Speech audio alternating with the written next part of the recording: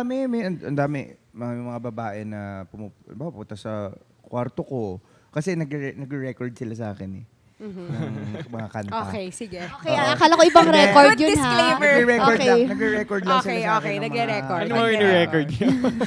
Uy, racket ko yun! Kanta, pre. Racket Kanta. ko yun, racket ko yun. So, nagre-record sila sa bahay. Tapos, minsan ako talaga yung awkward kasi syempre, minsan dalawa lang kami, babae, lalaki. Pero comfy Pero, sila. yun nga, comfy sila. And ayoko rin mawala yung respect na yun. Na ano, kasi hindi ako kasi masyado ako marespeto naman sa mga babae. Kumbaga, as much as possible, ayoko nagkakaroon